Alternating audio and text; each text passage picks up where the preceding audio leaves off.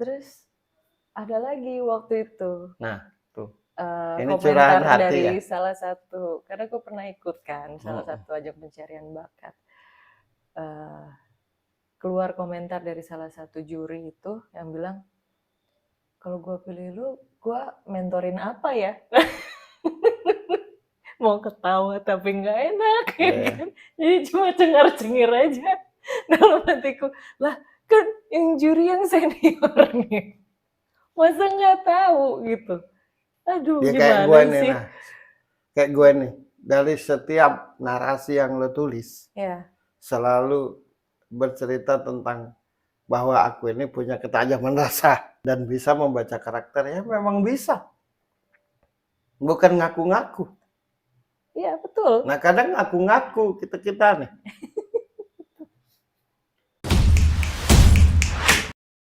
Ajang pencarian American Got Talent. Nah benar-benar talent yang dikedepankan, kemampuan, keahlian yang mumpuni. Kalau bahasa kampungnya tuh mencari orang yang punya kemampuan di bidang seni yang mumpuni. Jadi siapapun itu selagi mumpuni ya didukung. Kalau kita nih enggak, ya ampun ketampar loh. Kalau sadar.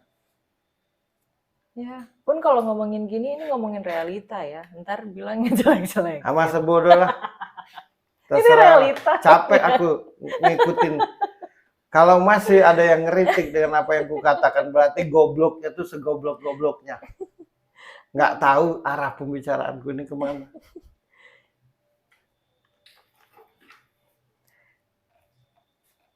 Ya, walau aku tidak mumpuni di bidang seni, tapi karena aku bisa baca, jadi aku ngerti. Nah, ada pula nanti nggak ngerti seni tapi bisa tahu, namanya juga bisa baca. Gimana sih? Baca itu. Aku Bukan. tahu model lo seperti ini. Nah, lo nih kepribadiannya rock and roll. Kalau nyanyi lagu pop nggak cocok. Ya. Terus kan, ya gue sebutin aja lah acaranya ya. Nggak usah lah. Nggak usah ya. Nggak usah. Salah satu ajang pencarian bakat itu intinya cari yang unik, ya kan? Ya, lo kan nyanyilah gue lagu rock. Nah, karakter suara gue tidak serak, ya kan? Lembut-lembut gitu menurut telinga yang dengar gitu. Nggak pantas dia omongin penyanyi rock kan? Iya, karena nggak serak. Nah.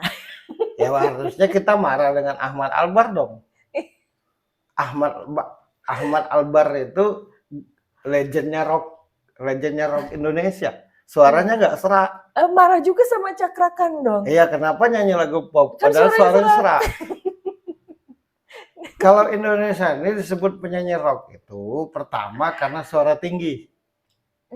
Kalau rendah enggak. Sedangkan menurutku rock itu mental keras, mental juang. Tapi nggak ngerti juga sih ketinggian ngomong begitu, nggak usah. Ya, nggak paham. Ya gitu dah. Nggak paham. Sudah. Kan cari yang antik intinya kan. Giliran ada yang antik kok salah. Iya. Aku bingung. Tapi aku senang gitu nggak lolos. Karena iya kalau sih. lolos jadi bodoh. Iya. Bukan jadi naik kelas, malah turun kelas. Cuma ada satu aja yang ku apresiasi gitu, salah satu juri itu. Sayangnya tidak menjelaskan. Tapi tahu gitu. Kayak Simon Cowell ini kan, dia tidak menjelaskan tapi dia yakin gitu. Ya iyalah. Cuma kalah suara. Ya iyalah. Gitu. Gitulah kira-kira. Kedekatan lebih penting daripada skill itu sendiri. Itu. Nah, ada lagi yang lucu.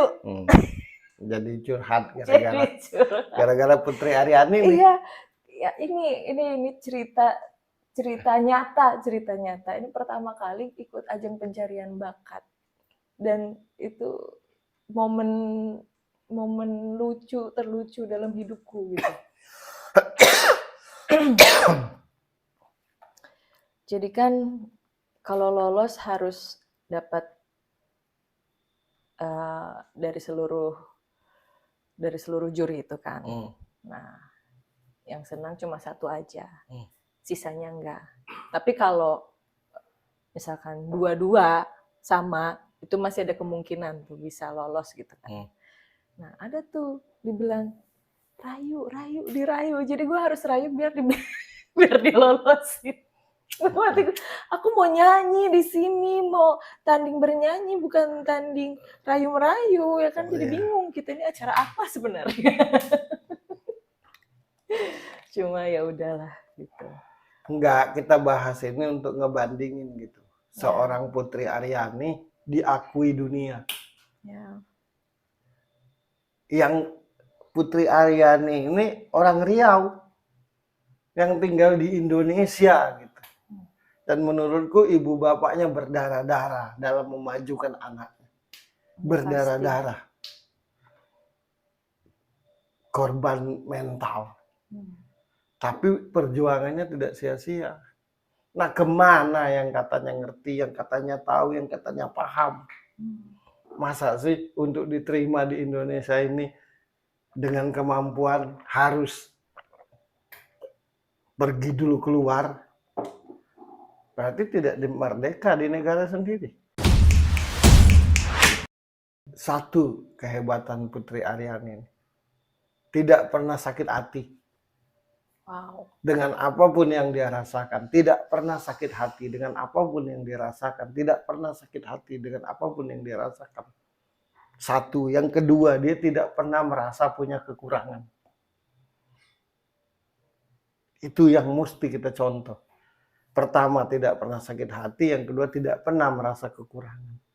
Sampai menurutku ibu bapaknya sendiri merinding.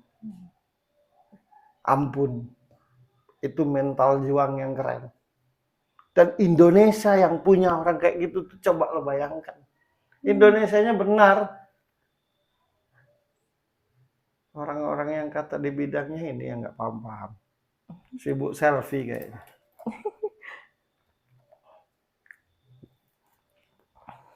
Ampun. Banyak banget orang Indonesia ini bertalenta keren. Betul. Tapi harus kenal dan dekat dulu baru bisa lolos. Iya. Simon Cowell apa tahu Putri Aryani? Seluruh juri itu apa tahu Putri Aryani? Dan ini juga, menurut lu apa dasar juri-juri di luar itu dipilih misalkan? Kalau Simon Cowell, taruhlah dia kan seorang produser ya, dia yang bikin acara itu, salah satu orang yang bikin acara itu. Gitu. Kalau yang lain gitu, apa penilaian panitia gitu di belakang sehingga, oh ini pantas untuk jadi juri? Ya karena dia mumpuni di bidangnya, Ji. Jadi karena mumpuni di bidangnya, otomatis ketika mau milih itu dengan pilihan yang benar, satu. Yang kedua, mereka itu berkepribadian objektif. Mereka sadar betul bahwa dia duduk di kursi itu untuk mencari bakat-bakat baru. Yang ketiga, mereka punya prinsip yang kuat. Kalau masih tidak percaya dengan pilihanku, mending tidak usah pilih aku jadi juri. Duit efek. Yang nomor satu itu skill, kemampuan dalam memilih. Kalau kita yang penting tebal duitnya. Dan bisa diatur. Betul. Kan gitu.